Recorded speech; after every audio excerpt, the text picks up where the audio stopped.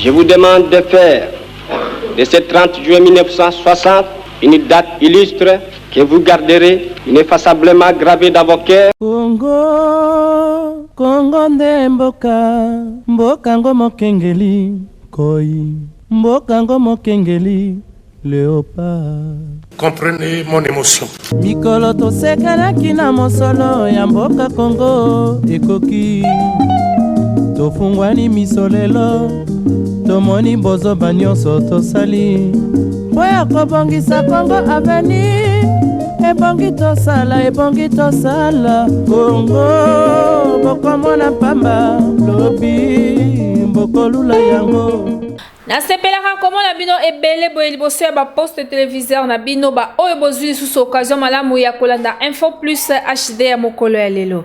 Tofungola basango na biso pona koyebisa bino ke Commission électorale nationale indépendante esili na bokuse esalaki bongo publication provisoire ya ba députés nationaux ya le 20 décembre 2023 bolanda extrait na yango. Ville de Kinshasa enregistre 8 partis et regroupements politiques ayant atteint le seuil.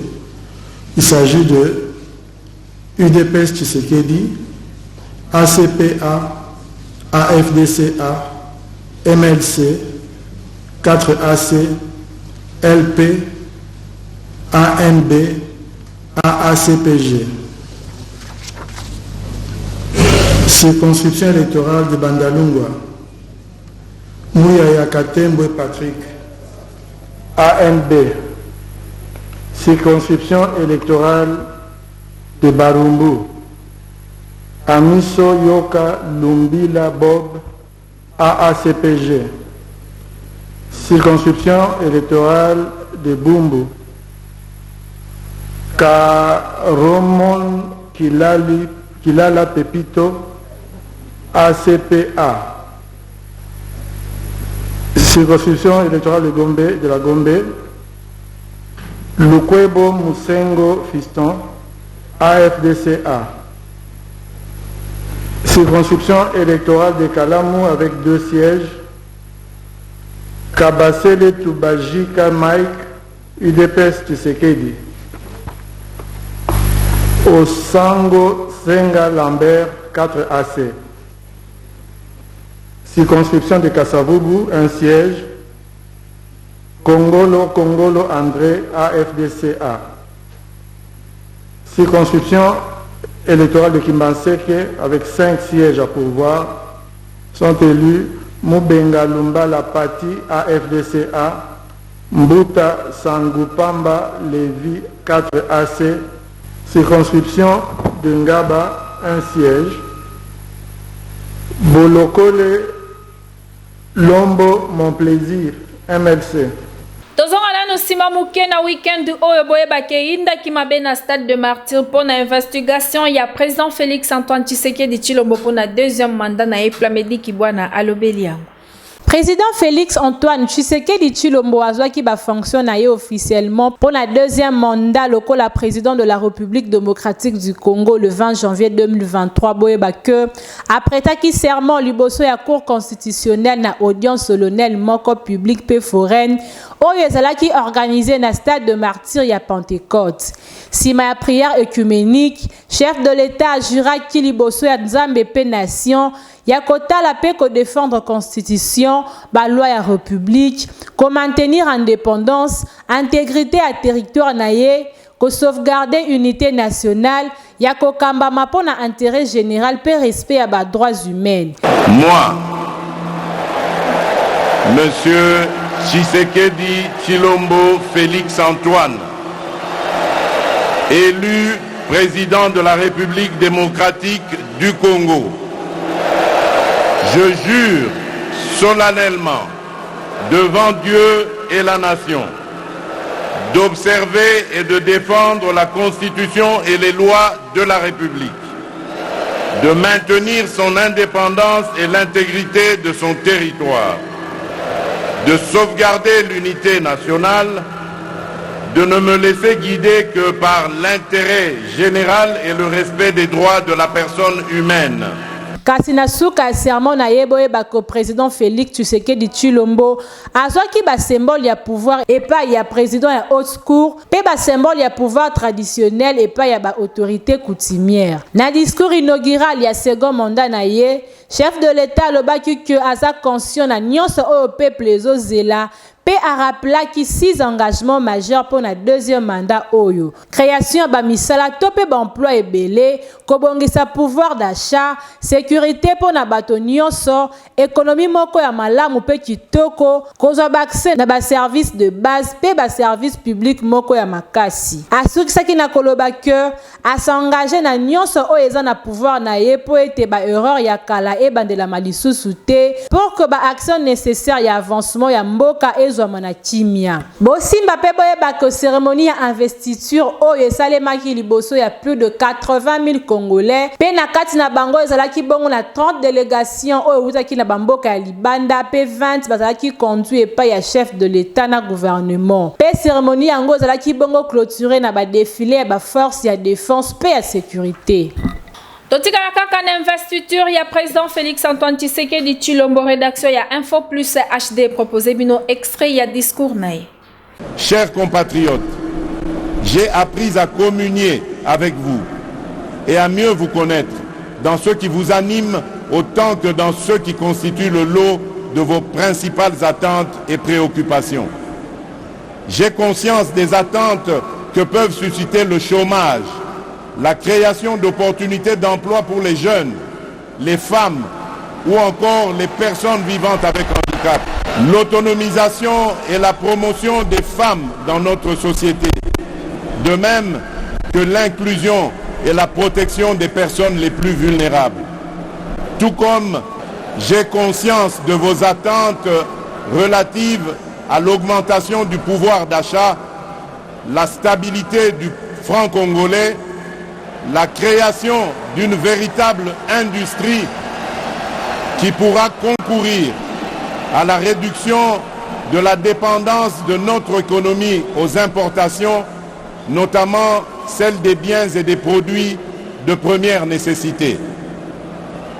Au-delà des questions relatives à l'emploi, à la cohésion nationale, à l'économie nationale et à la monnaie, le renforcement de l'État dans sa capacité à sécuriser la population et ses biens, à éradiquer l'activisme terroriste et les groupes armés qui sévissent dans la partie orientale de notre pays, à protéger avec plus d'efficacité nos frontières, à assurer la défense ainsi que la sauvegarde des intérêts de notre pays partout où ils sont discutés, sont là autant de sujets qui aujourd'hui nourrissent vos préoccupations. Ces préoccupations pour lesquelles des actions visibles ont été réalisées au cours du précédent mandat et qui continueront d'être au centre de l'action gouvernementale sous mon impulsion et au moyen de ma vision. Info Plus HD Centre zobenga toujours yo muto yebite nini osala yaka kozwa formation ya malonga, formation ekuba na journalisme, pilotage ya drone, montage vidéo et habillage, régie télé numérique kuna bazopesa yango kitoko na ndenge ya kosakana te. Info Plus HD Centre fongoli ba porte na yango pona yo mutu olingi okoma professionnel na média. Yaka kozwa formation ya malonga, formation ekuba. Na Info Plus HD Centre, bazo pesa ba formation lokola, ya prise de vie, okoma cameraman tope camerawoman moko professionnel, montage vidéo pe ezo pesa ma kitoko. Bongo po na régie télé, na Info Plus HD Centre, formation eza ya régie télé numérique. Donc télévision ya kilelo po na pilotage ya drone, wana kutu jemuke na Info Plus HD Centre. Côté journalisme, kobanga na yo te po formation na yango ezo pesa ma soin pe okokoma journaliste professionnel ya ko présenter ba journal, ko animer ba émission pe ko sala ba différents services nyonso oyo ezalaka na kati ya journalisme. Kasi na suka ya formation tunanga nini okoleka na jury, na défense pe okozwa brevet na yo oyo eza qualifié et ko permettre yo osala musala partout dans le monde. Ya malamu lisusu na Info Plus HD Centre eza que ba apprenant ba kendaka ko sala ba pratique na bango libanda ya ville province ya Kinshasa. Donc na ba province mususu pona ko découvrir lisusu makambo ebele. Kasi pona ko koma na Info Plus HD Centre eza nango simple. Ezwami juste sur l'avenue Kisangani numéro 38 na quartier Baoba na commune Yangaba. Référence maison communale Yangaba. Tope obengi bango na ba numéro oyo eza affiché na se ya télévision na yo. Yaka kozwa formation na Info Plus HD Centre okozala jamais déçu. Bilengi ya formation ezande na Info Plus HD Centre. Info Plus HD Centre ezokomisa bato utile na société. Ba oyo bapesaki Info Plus HD Centre confiance bolanda moko na bango ayekola kibongo pilotage ya drone.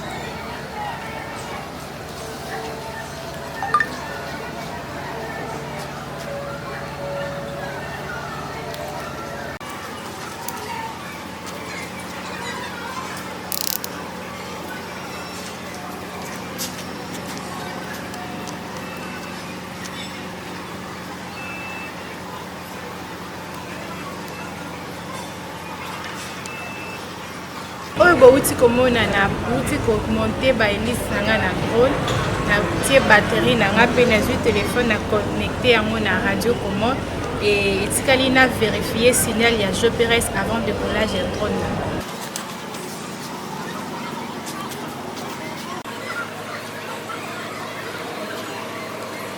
Awa déjà signal ya GPS nanga eza connecté etikali nanga na démarrer drone G Phantom 4.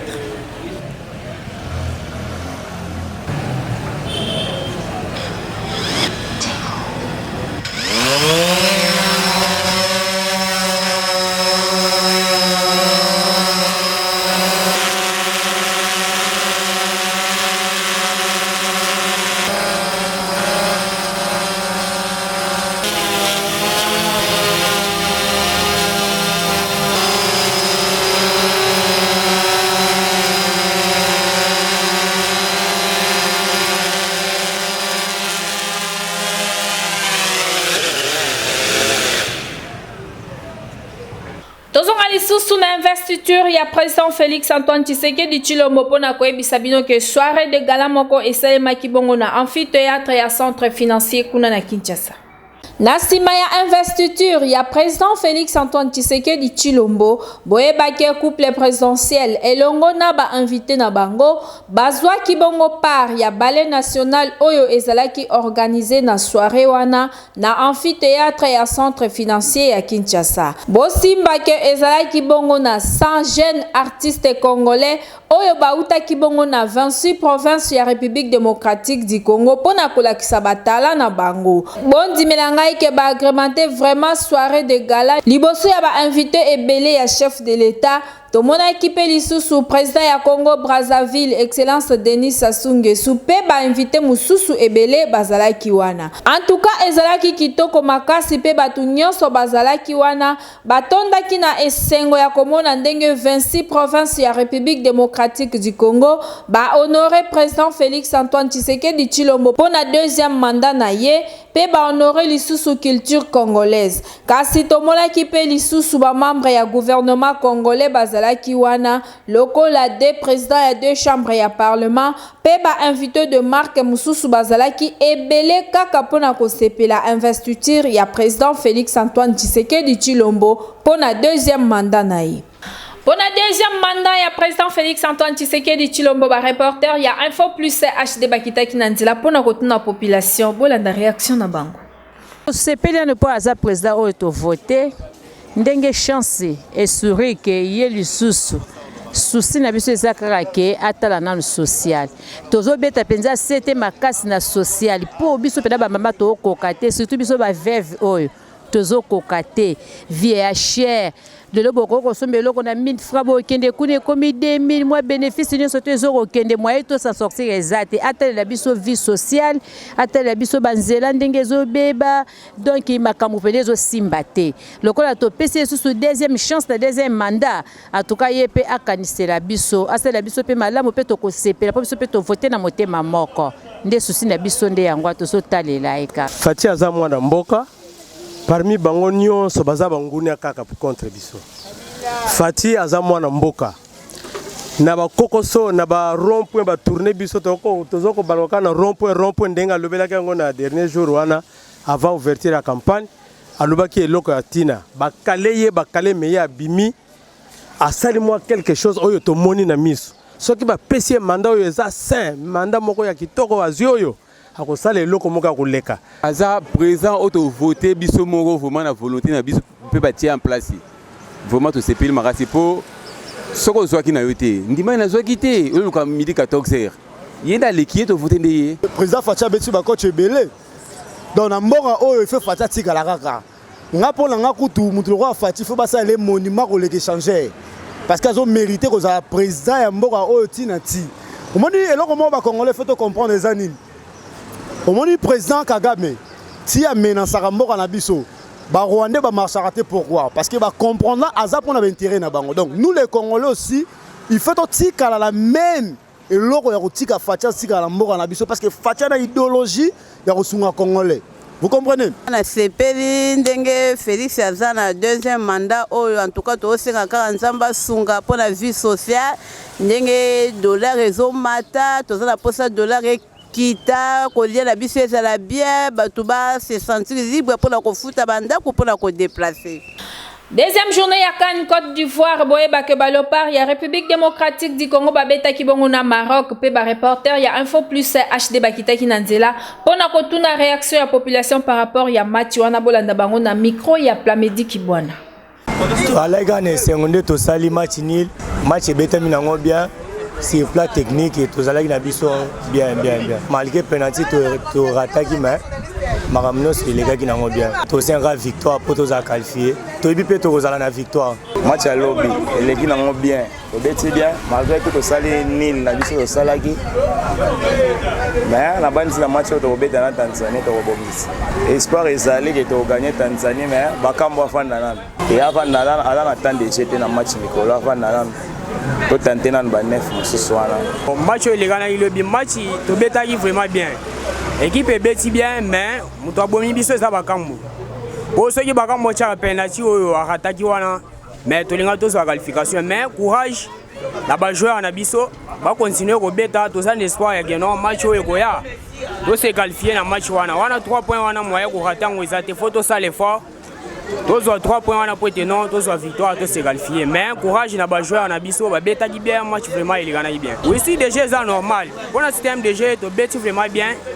Bravo na coach na biso ndenge ya sala qui classement pour la ba joueur mais togo sala ba commentaire rebelle te match bitama vraiment bien. Match à lobby les gars bien mais moto abomi biso bakambo. Tala ndenge na zoki. Likolo bakambo. Arrêté penalty pour la qualification na biso à RDC. Nazoki likolo bakambo tala pota. Likolo bakambo arrêté penalty na biso. Na chaka merci pour la coach na biso. Azwaka classement ya bien. Poto le kaso to qualifier to soki to tche Tanzanie to koleka na biso. Espoir na biso to tche espoir na match eze soki to poli na match wana to yebite. Bakambo le kana Congo te. Info Plus HD Centre Zobenga toujours yo muto yebite nini osala yaka kozwa formation ya malonga formation et kuba na journalisme pilotage ya drone montage vidéo et habillage régie télé numérique kuna bazopesa yango kitoko na ndenge ya kosakana te. Info Plus HD Centre fongoli ba porte na yango pona yo mutu olingi koma professionnel na média.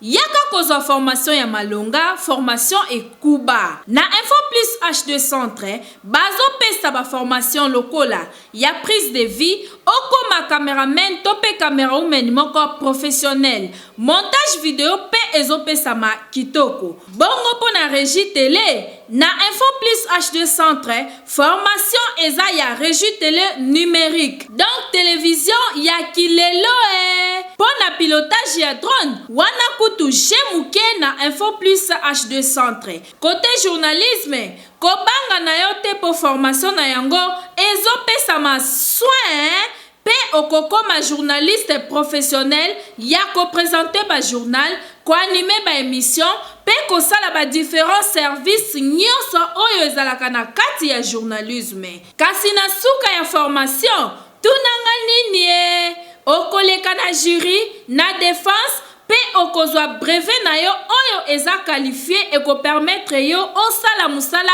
partout dans le monde. Ya malamu lisusu na Info Plus H2 Centre eza que ba apprenant ba kendaka ko sala ba pratique na bango libanda ya ville province ya Kinshasa. Donc na ba province mususu pona ko découvrir lisusu makambo ebele. Kasi pona ko koma na Info Plus H2 Centre eza nango simple. Ezomi juste sur l'avenue Kisangani numéro 38 na quartier Baoba na commune Yangaba. Référence maison communale Yangaba. Tope obengi bango na ba numéro oyo eza affiché na se ya télévision na yo. Yaka kozwa formation na Info Plus H2 Centre okozala jamais déçu. Bilengi ya formation ezande na Info Plus H2 Centre. Info Plus H2 Centre ezokomisa bato utile na société.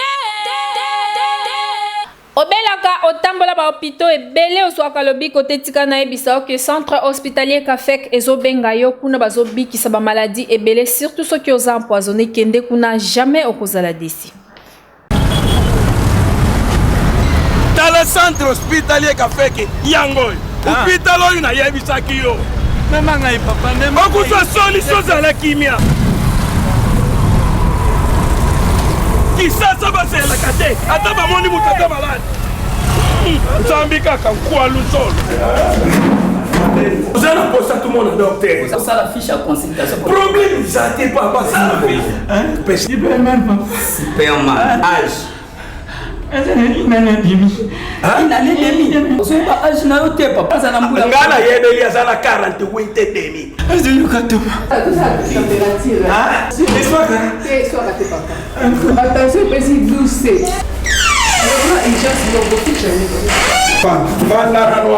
Superman ubela kola mwana mwansi papa docteur bonjour bonjour papa yamba mutoyo pa moyen docteur nous avons comme connaissance ça la vertis nous avons quatre bien ils ont quatre années nous mata papa Superman docteur et si gayo ye zala na kimia na yoki ba plainte na yozo pesa awa isa centre hospitalier Kafek tozana machine ou ba bengaka prophète tozana 50 malades na nzoto nyose kobima ndiko zotanga o koto AVC koto yo mkongo pasi koto ezo zika ezo nyos ekobima na nzela ya prophète omoni sorte ya machine oyo docteur Kafek na kotambola ba formation ndenge na ndenge na ba France ba États-Unis na bisika ba mboka ndenge na ndenge nde akendaki ko découvrir machine oyo tozobenga lelo prophète ayebaka makambo ezoya soko kozwa maladie eboya après machine oyo ko détecter soki maladie oyo ewumbeli akoyebisa esali mbula boni mbula tel eza bato ebele oyo awa baya na centre hospitalier Kafek bakutana na ba spécialiste pour awa ezala mindele baya ko traiter awa tellement que machine wana mundele atie mayele na ye nyonso na kati na yango azoyeba azo détecter ba malade nyonso sans monter sa plainte otata nzambe pe machine oyo esala coopération sans cicatrice mutazaki na hernie oye na centre hospitalier Kafek na hernie na yo esali opération ezala o myome oyo basi bazo nyokoma mususu bazo vanda na yango kambule belé bazo bota te na centre hospitalier café koye bakosala opération sans cicatrice telema sikoyo okota na machine ozotala sikoyo kuna na écran nde ozobima nguna nde ozodetecte ozoluka bamaladi nzoto mobimba ndenge oleki na consultation na machine oyo prophète déjà solution na yo osozwi yango lobiko na yo ezwami déjà ezala mutaza na AVC ezala mutaza na poison surtout poison ata otikali na 2 minutes ya liwa yaka na centre hospitalier café okozwa lobiko na yo awa machine eza ebele surtout machine oyo tobengi prophète papa yango nde suka nazangi mobimba umoni meme ndreko na yo musuta zana kuna na province soki ya nini benga ya utinda ye na centre hospitalier Kafeke iza na veni Ngindu numéro 5 quartier Yolo Ezo kaka na rond-point. Pour améliorer langue française na minoko ya bana biso esi yebana osombeli kaka kit complet et album Les Fous du français pa bandeko le français par la musique kasibola ndanzembo la ba omoko ya kitoko oyo rédaction ya Info Plus HD et proposé bino.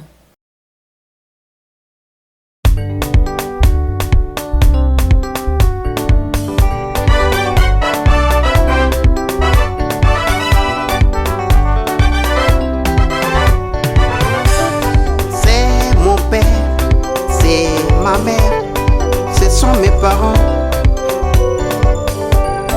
Mon sang, notre et votre leur, ma tassa, notre et votre leur, mes décès, nos voleurs.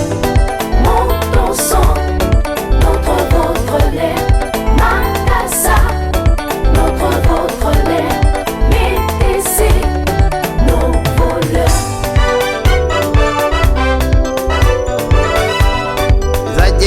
Possessifs, accompagnent les noms. Les adjectifs possessifs accompagnent les noms.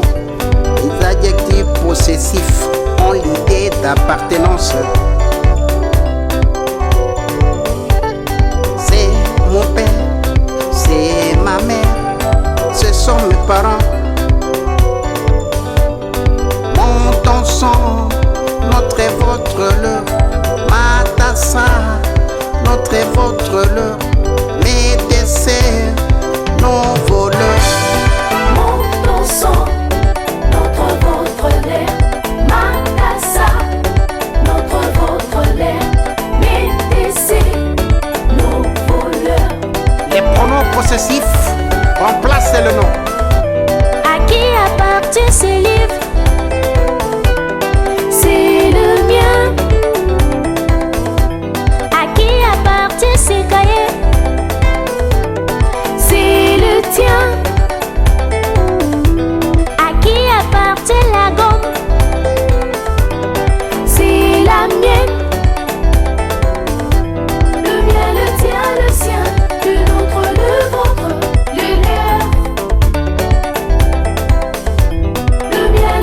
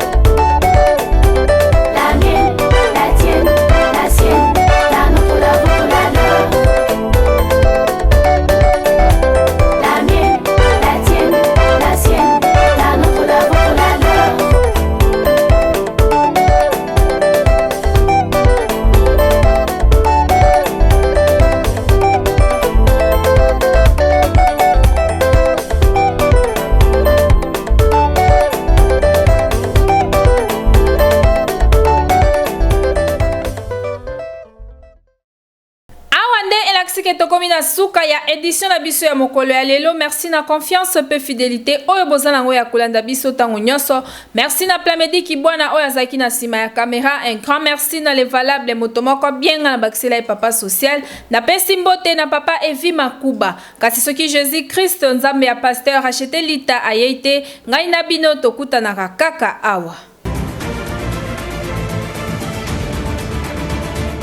Mikolo tosekelaki na mosolo ya mboka Kongo ekoki tofungwani misolelo tomoni bozoba nyonso tosali oya kobongisa Kongo aveni ebongi tosala Kongo bokomona pamba lobi bokolula yango.